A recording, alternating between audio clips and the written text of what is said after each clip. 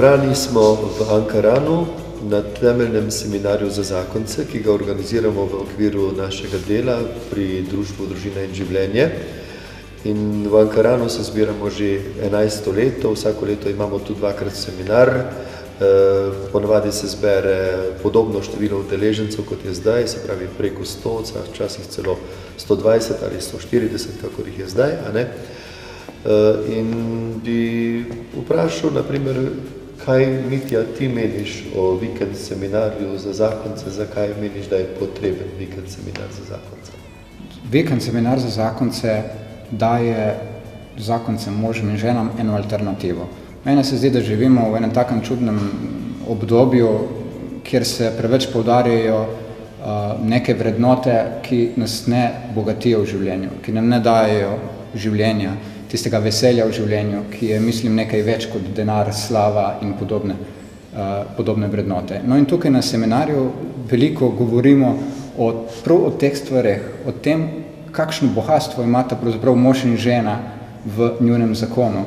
In po odzivih, ki jih dobivamo tako od zakonskih parov, vidimo, da en tak seminar lahko v bistvu zelo spremeni njuno življenje, zakonsko življenje in spremeni ga na bolje. In zato mislim, da je to prvo poslanstvo, da mi prebudimo neko iskro, neko mogoče pozabljeno iskro, ki se je zgodila najprej v času, ko sta bila zakonca še zaljubljena, takrat je vse teklo, ampak potem življenje prinese svoje in s takim seminarjem to seminar je ena taka priložnost, da to iskro ponovno malo razpihnemo, da tisti ogenček spet lepo zagori. Kot si rekel, v bistvu je seminar neke vrste odmik, je čas, ki si ga zakonca podarita med seboj. Zakaj si ga podarita, Martina? Kaj praviš? Zato, ker si morate urediti čas, varstvo za otroka pa navadi, in si tak 48 ur res podarita, ker sta odmaknjena od vsakdanjih skrbi, vsakdanjega dela in sta res drug drugemu na razpolago za pogovor, za to, da sta res skupaj, da se pogovarjata o svojem odnosu in ne o stvareh, ki jo težijo doma v domačem okolju. Verjetno je že marsikdo izmed vas izkusil, kaj pomeni umnetje ob nohtnega tkiva, paronihija. Če ne veste, pogledajte danje v noht, prst.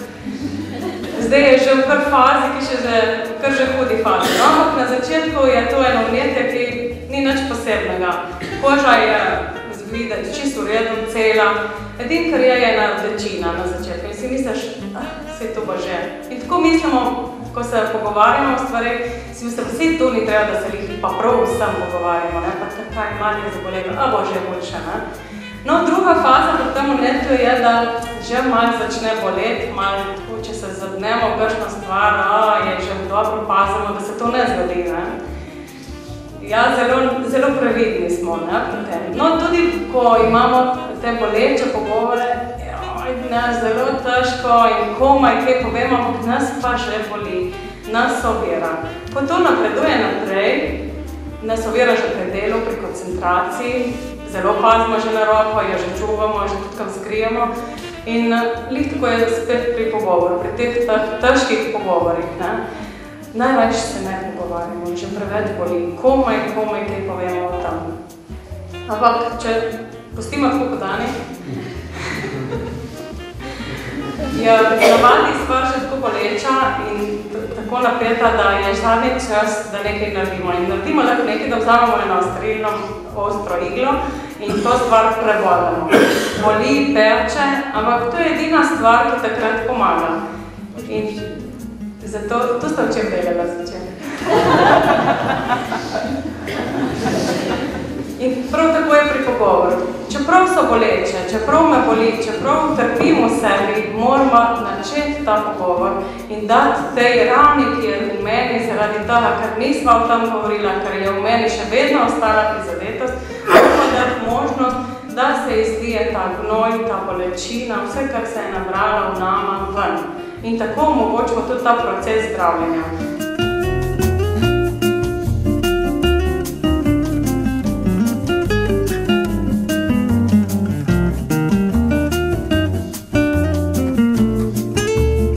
Rajko, kako si ti prvič prišel na seminar, malo povej? Ja, moji ženi je dvakrat uspelo, oziroma dvakrat ji ni uspelo naj prijaviti, naj je prijavila, ampak je meni uspelo se odjaviti iz seminarja, ker sem bil prepričan, da to je brez veze, da mi do tega ne rabiva. Takrat so bila poročena še 7 let. Da pri nama vse štima in ne rabiva mi dva tega. No, spomnim se, ko smo takrat le šla na tisti seminar, takrat je bil v Celju tudi, dež je šel, nikak mi ni bilo zaiti tja, no. Nisem hotel iti prej službe, pa bi lahko, no, pa nisem šel.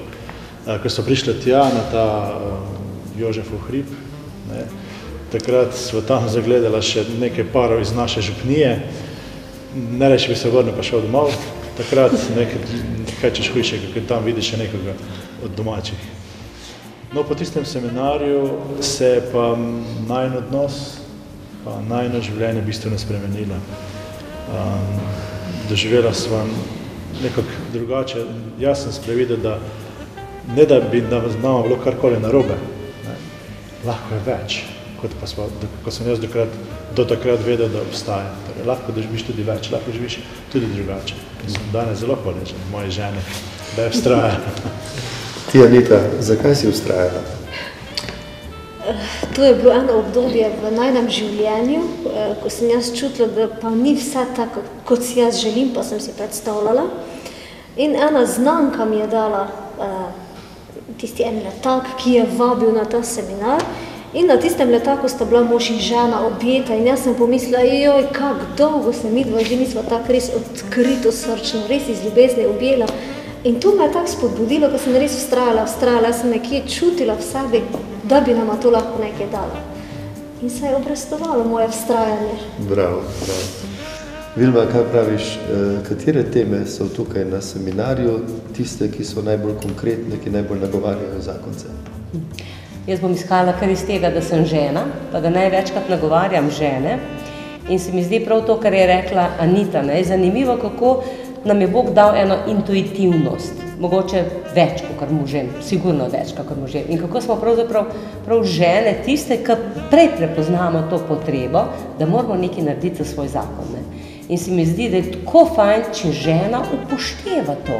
Ne, da si reče, zakaj bi pa jaz mogla zmeri nekam siliti, pa nekaj rihtati, pa če dvakrat odpovedal, pa ne bom še enkrat, dost imam, če noče iti, pa nič ne. Ampak da res vsaka vztraja pri tistem, kar ve, da je za njo dobro.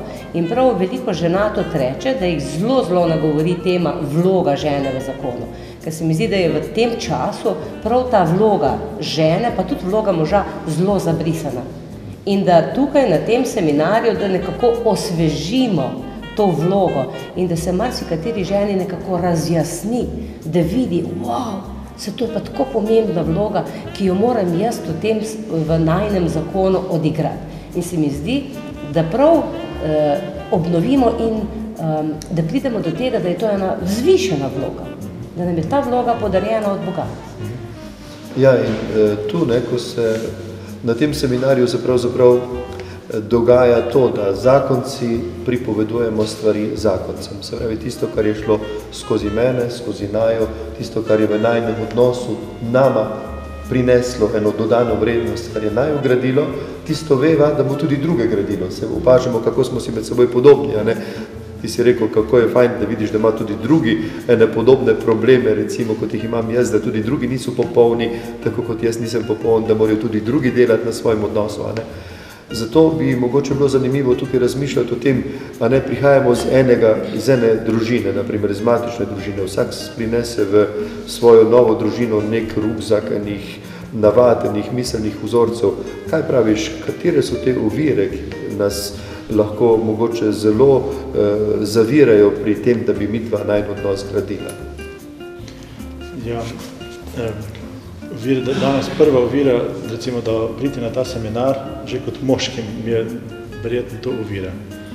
Moški težje pridemo do takšnih, težje nas žene izvleče na ta seminar.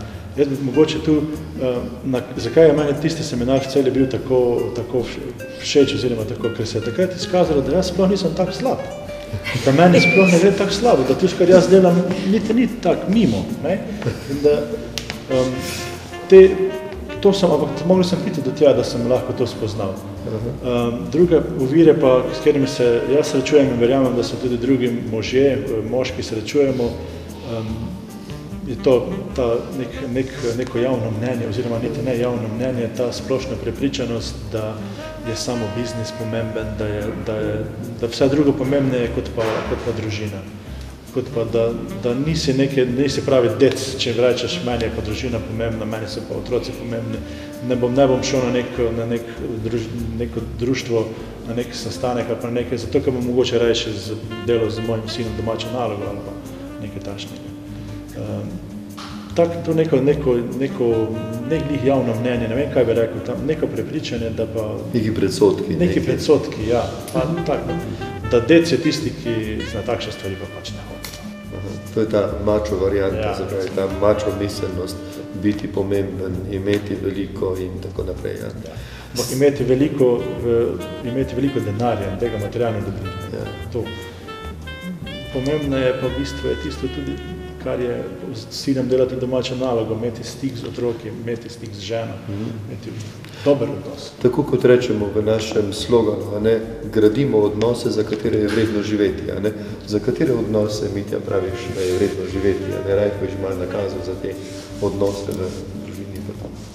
Ja, zagotovo je tudi prvi odnos, je vseeno odnos, ki ga imam z Bogom. Jaz se ne smem slepiti, da sem tukaj sam.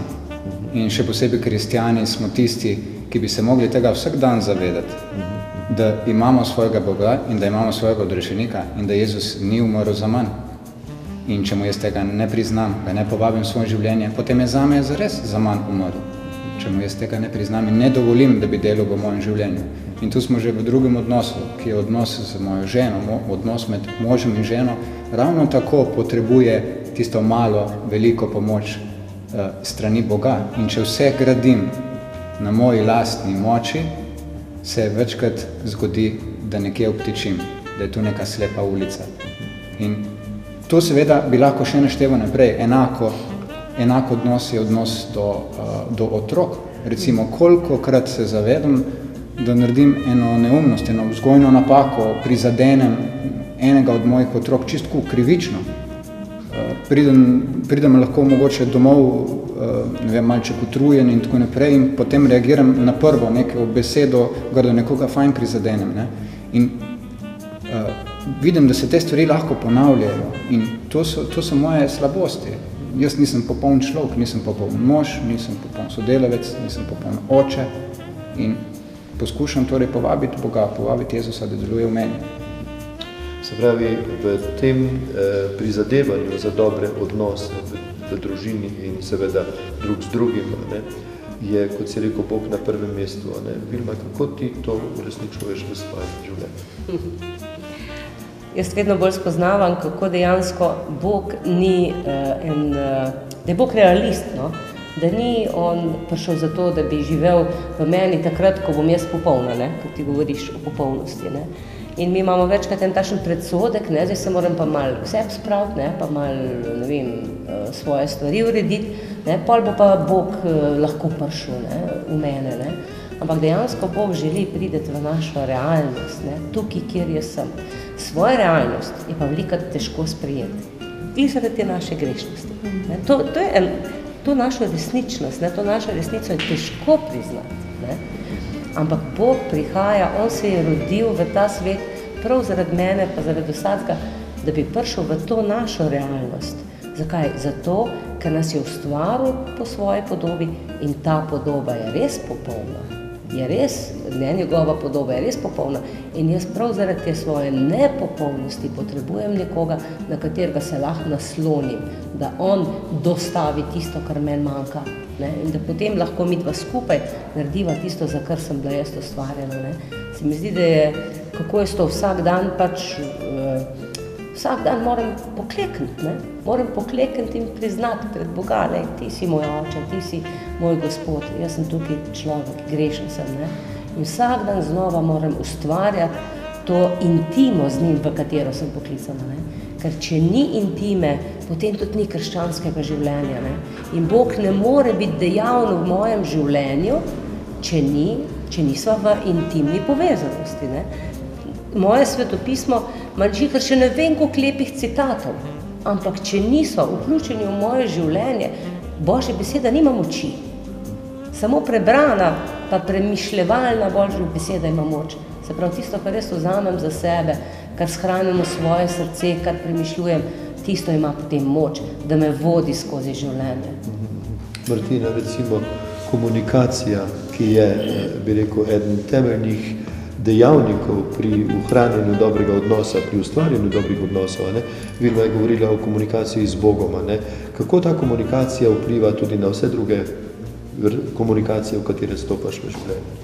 Prav gotovo, če imam jaz dobro komunikacijo z Bogom, če sem v tem osebni povezanosti z Bogom, to vpliva tudi na odnos in komunikacijo z možem najprej, da tako kot si upam biti odkrita in odprta pred Bogom, si upam lažje in se učim te odkritosti in odprtosti tudi potem do moža. In prav gotovo to čutijo in doživljajo tudi otroci. Najprej, ko opazujejo najin odnos, najino življenje in to se čisto pomnoži in razdaja tudi otrokom in v odnosu do otrok. Ker tega, kar mi nosimo v srcu, se ne moramo zadržati, tudi potem tudi živimo. Se pravi, za komunikacijo z Bogom in za komunikacijo s svojim sozakoncem si je treba vzeti pa čas. Prav gotovo, vsak dan si vzeti čas, si vzeti miren kotiček, kjer te ne motijo druge stvari, televizija, radio, otroci, da pač res poiščeš tisti trenutek, čas v dnevu, ko imaš možnost v miru se pogovarjati s svojim Bogom, premišljevati Božjo besedo. In si tudi kaj nazadnje napisati. Dostikrat nam se utrne ob branju Božje besede kakšna stvar, pa jo pozabimo, prehitro jo pozabimo. Fajn je imeti svinčnik, papir ali pa en zvezek, si napisati, kaj pa meni danes Bog govori, k čemu me kliče, kam me vabi. Pravzaprav si čas odrejamo sami si delamo urnik. In mogoče je dobro in pametno, da si ta čas res rezerviramo. Ta in ta ura je namenjena za najin pogovor. Vse lepo se zgodi, da kdaj preskočimo. Če znamo splanirati vse, naj bo tudi ta čas za naju splaniran v našem urniku. Ker če bomo čakali, da bo spontano prišel in pa se pa že čas za to, ga ne bo. Je preveč drugih stvari. Ampak to, kar zdaj govorimo, to se zdi morda toliko oddaljeno od nekega realnega življenja, ko smo sredi pritiskov, ko tempo nas ruši, tempo nas, bi rekel, stiska, otroci, obveznosti, bi rekel, boj za preživetje. Kaj mora človek storiti? Kaj mora storiti, da v bistvu res pride do nekega takega, mogoče ti, Anita, kaj praviš, kaj mora človek narediti, da pride do enega takega, do take odločitve, da se odloči za to, da bo tako živel? Misliš na ta osebni odnos z Bogom? Na ta osebni odnos z Bogom, seveda, ki je temeljni odnos, ja. Jaz, če gledam na svojo izkušnjo, jaz lahko rečem, da sem v bistvu celo življenje verna. Ja. Ta res osebni odnos z Bogom pa je prišel po 7 letih zakona, ko je nekaj zaškripalo in je bilo v meni res tisto eno iskanje, neka notranja intuicija, o kateri je tudi Vilma govorila. Jaz verjamem, da je mene Bog vedno vabil in klical, moj Gospod. In pomembno je najprej, da se odzoveš, tista odločitev, v kateri ti govoriš, da se odločiš. Jaz bom pa zdaj res vsak dan. Vse mi vedno ne uspe, jaz to priznam. Ampak se res trudim, ker si vzamem, vse tu ni treba, kaj ne vem kak dolgi čas. Jaz ponavadi naredim tako. Ko pridem v službo, sem vedno prva, hitro prižgem računalnik, preberem tisto dnevno Božjo besedo, na kratko pomolim za moje dijake, za mojega moža, tudi za Božje varstvo, za delo, ki ga opravljam in vse. Se spomnim na moje najbližje in tak s tistim grem v novi delovni dan in me tiste misli spremljajo. Lahko je tu ena beseda, lahko je en odstavek in s tistim nekako živim. In potem tudi rasteš s tisto Božjo besedo. Kot je rekla Vilma, moja postaja v mojem srcu je. Tak čist preprosti recept, par minut. Z drugimi besedami človek mora skleniti eno zavezo, eno zavezo s samim seboj, z Bogom, s svojim sozakoncem. Vilma, kaj praviš na to? Ja, zelo zanimiva je misel ta, da pravzaprav tudi Bog ne vstopa v noben odnos brez zaveze. In da on čisto vsak odnos vzame zelo zaresno. In da on nikoli ne vabi in ne kliče z, ne vem, figo v žepu, če moš pa ti povabil, pa jaz k tebi pa žinom prišel, ti pa nisi dosti dober, Ampak da vedno kliče z iskrenim hrepenenjem po nas, In da ko se mu jaz odprem, kolikor se mu uspem odpreti, ne? Saj na eni stopni svojega življenja se mu pač lahko odprem, kolikor sem jaz pač sposoben, ampak on me vzlame zelo, zelo zares, ne? In me nikoli ne bo izneveril in to, kar piše v Svetem pismu, da me tudi ne bo nikoli zapustil, tudi zadrži, tudi to obljubo drži. Ne? Če se vrnemo malo na ta seminar, na katerem smo se pravi zdaj, a ne? Ko si Rajko ti rekel, a ne, kako te je pravzaprav bilo na nek način ali strah, čeprav moški ne rad prizna, da ga je strah, a ne. Pa vendarle v bistvu ima nek odpor, a ne, si misli, to je za tiste, ne vem kaj, skoraj za tercijalke, ali kaj bi rekel, neka duhovna obnova ali kaj podobnega. Pa vendarle, a ne, ko si rekel, so neki predsodki, ki nam preprečujejo, a ne, je bilo za tebe to odrešujoče, da ti ni bilo treba nič govoriti na prvem seminarju povedati? Zagotovo to, da je Anita obljubila, da me ni treba čist nič govoriti, niti predstaviti se te ne bo treba. Je rekla, pa povedati karkoli o družini, koliko let se je poročena, koliko otrok imamo, nič te ne bo treba. To je bilo tisto... Odločilno. Ne glih odločilno, ampak je tlakovala pot. Veliki plus, ja. Veliki plus je bil, ne? In ti res ni bilo treba? Nič mi ni bilo treba. Razen meni. Tebi je mogel pa veliko povedati. Kako so pa tisti prvi pogovori, recimo, med vama na seminarju? Marsikaj smo si imela zapovedati, res. Tako, ko gledam nazaj, to so bila ena vprašanja, s katerimi se ti v svojem življenju ne srečaš. Življenje teče tako zelo, zelo hitro, vsakdanje stvari. Nikjer jih ne zaslediš, tudi sam si jih ne postavljaš. Tam so pa bila napisana, je bilo rečeno, da bi bilo zelo fajn in priporočljivo, da greste skozi in midva sva šla skozi. In nam je to res ogromno dala. Ogromno sva si imela zapovedati in podeliti. In se je začela za vaju nova pot. Nova era. Najhuje je človek samo, najhuje je v petek. Petek prideš in niti ne veš, kam se prišel, domačine še srečaš, to je grozno, ne? Ampak tisti prvi nagovori se že nekaj, ampak samo treščiš v nekaj. V soboto je zjutraj tako, še malo gledaš, kdo to zdaj to so za ene ljudje in tako naprej. V soboto popoldan je fraj, tiste po kosilu je malo prostega časa, tiste je najlepši te skoro. Tako se misliš, ne, ok, saj tu pa, če pa nada zadržati, pa tu lahko piknemo tudi domov. Ne, če nada zadržati. In v soboto popoldan je pa nekaj posebnega. In v nedeljo se zbudiš drugače. Midva sva se zbudila drugače. V nedeljo po kosilu sva pa letela domov. Torej, da lahko rešujemo spore, moramo najprej do spora nekaj priti.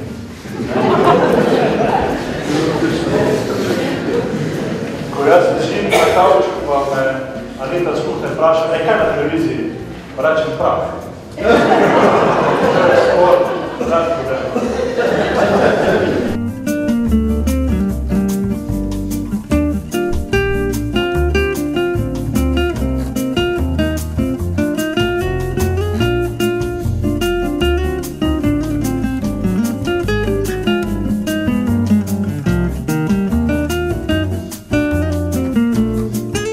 Martina, na kaj pomisliš, če rečeš recimo vikend seminar?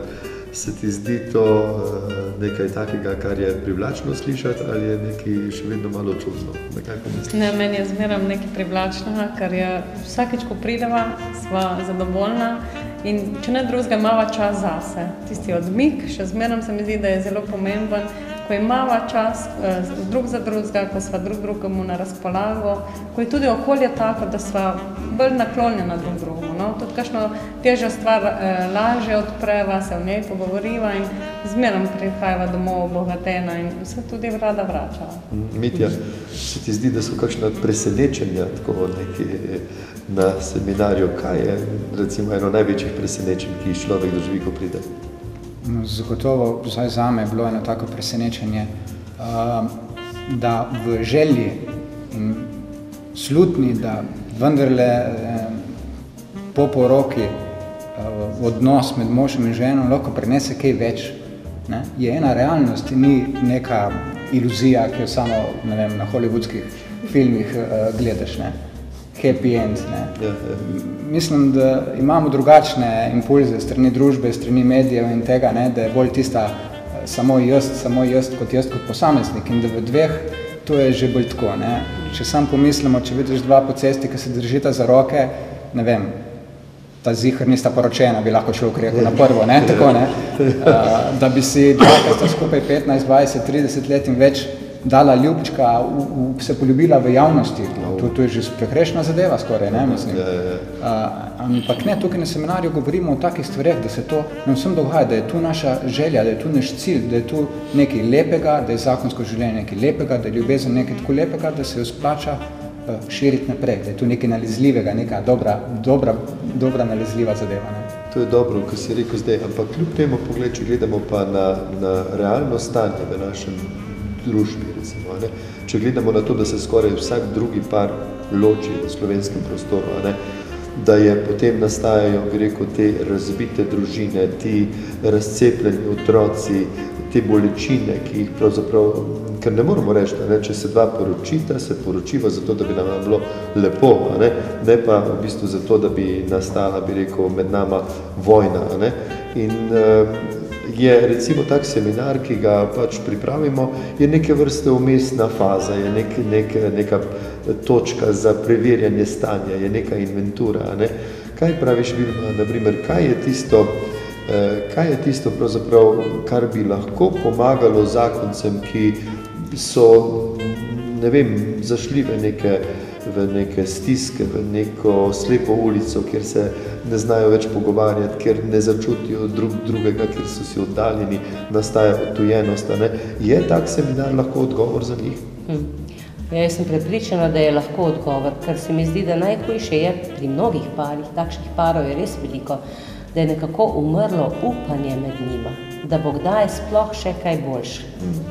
In se mi zdi, da prav stvari, ki se slišijo na tem seminarju, prav zaradi tega, ker vsi, ki tukaj govorimo iz realnih izkušenj in večkrat govorimo iz svojih pomanjkljivosti in iz svojih neuspelih poskusov, pa vendar imamo upanje, da se da.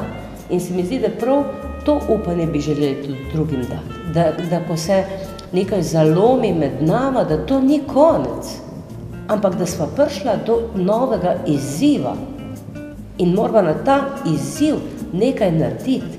Ker ko se stvari zapletejo, ko se nama zdi, da se je pred nama postavil zid, ko se je pred nama zdi, da se ne da več naprej, nekdo, ki ni tik pred zidom, še vidi, da se da narediti.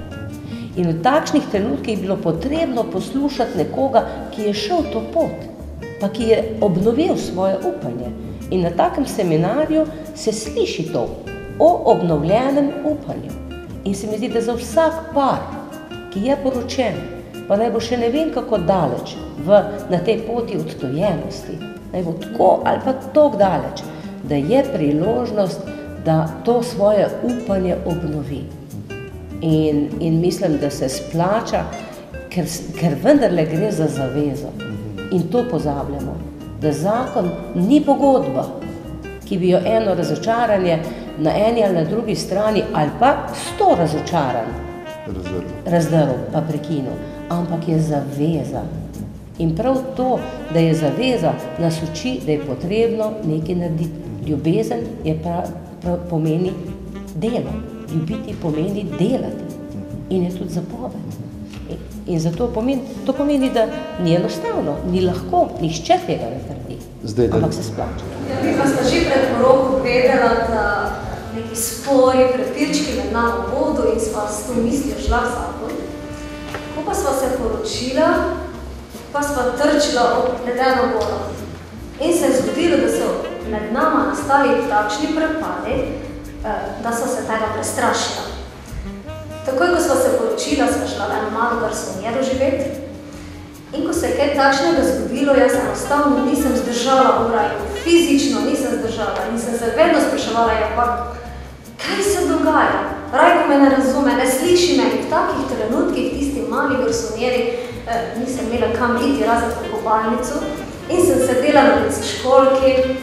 V meni je bilo toliko razočaranja, jeze, žalosti, enega obupa in vedno znova in znova sem se spraševala, kaj se dogaja.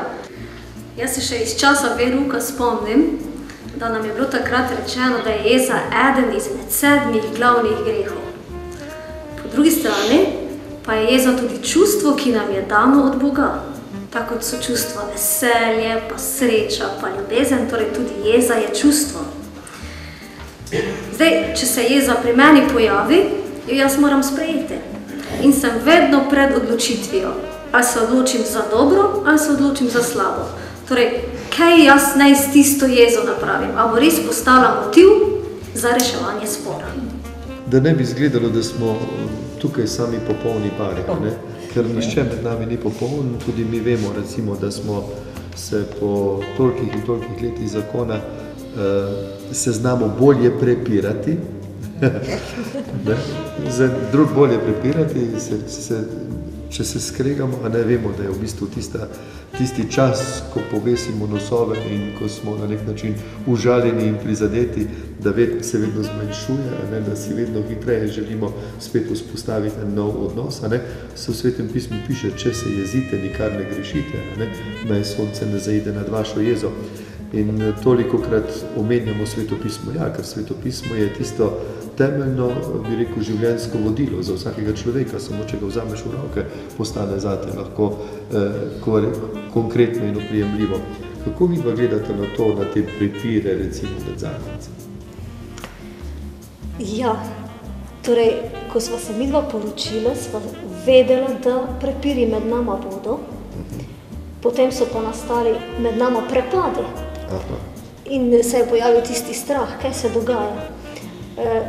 Zdaj, danes po 15 letih zakona midva veva, da se bova še prepirala, da je to del najnega zakona, ampak da prepirati se pomeni, da se ti tega lahko naučiš, to postane tvoja spretnost. Torej, ko se prepir pojavi, da ga sprejmeš, da se z njim soočiš, da se nekako malo odmakneš, pogledaš na situacijo, poiščeš svoj del krivde, kaj pa je moj mož želel meni povedati, ne?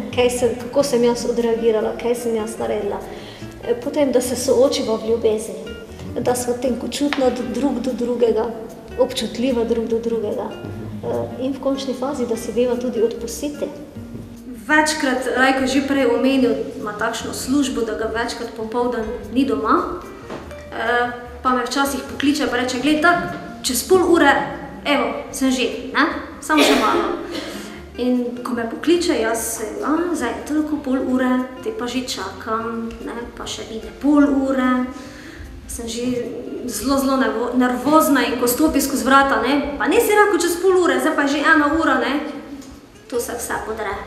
Težko greva naprej. In se učim, da rečem tako, gledajko, ti si mene poklical, pa si rekel, čez pol ure, zdaj je 1 ura minila, jaz sem se tako grozno počutila, mene je že tako skrbelo, sem že mislila, da imaš nesrečo. Če tako povem, je zadeva čisto drugačna. Torej, da povem o tistih svojih strahovih in svojih občutkih. Vse, ki spremljajo tole našo oddajo, ki se morda odločajo, da bi kdaj se želeli udeležiti še kakšnega takega dogodka, kot je vikend seminar za zakonce. Mi tu prisotni in verjetno vsi, ki na seminar prihajajo, jih je prišlo pa že v teh letih več kot 1500 parov iz vse Slovenije, mnogi med njimi ali več kot polovica so se vključili v zakonske skupine, ki rastejo in vidimo, kako se potrebe po zakonskih skupinah pojavljajo. A ne, vsi ste povabljeni, da se odločite, da se kdaj udeležite tudi takega seminarja, pa ni važno, ste poročeni 2 tedna ali pa 20, 30, 50 let, a ne, vseeno v vsakem trenutku lahko človek nekaj novega spozna, nekaj novega doživi, lahko začne neko novo pot, novo upanje, a ne. O tem, kdaj so seminarji, bomo tudi še kje drugi objavili v našem glasilu predvsem. Sicer boste pa slišali od svojih prijateljev, svojih znancev, kadar boste slišali povabilo, kaj pa če bi vidva tudi prišla na seminar, odločite se, ne bodite kot Rajko, ki se je 2-krat uspešno izmuznil, a ne, temu vabilu svoje žene, bodite bolj korajžni in se prej odločite. Hvala lepa.